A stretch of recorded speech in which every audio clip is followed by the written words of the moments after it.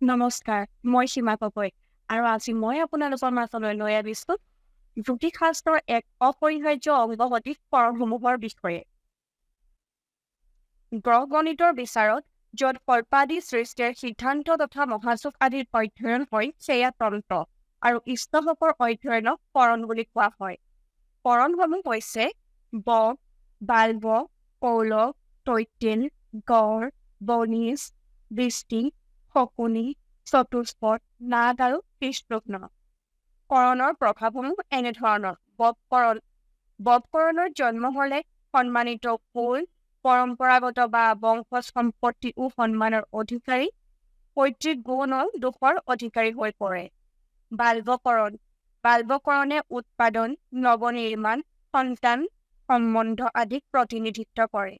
কৌলক বন্ধুৰ বাবে বদনামী হোৱা, আনে ভুল বুজি পোৱা আৰু কথাচাৰিতাক বুজায়। তৈতিলকৰণে মানুহৰ চকুৰ চমক, সংঘাতপূৰ্ণ জীৱন, ন্যায় স্পষ্টবাদিতাক বুজায়।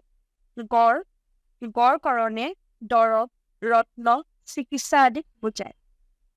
বনিজ ব্যৱসায়িক পাৰদৰ্শিতা, বুদ্ধি, প্ৰশিক্ষণ আদিক বুজায়।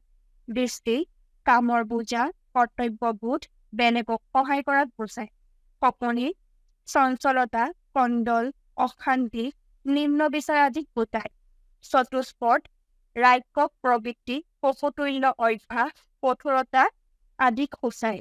নাগ ঘাতক, প্ৰতিশোধ পৰায়ণ, ৰহস্য, দূৰত্ব আদিক সূচায়।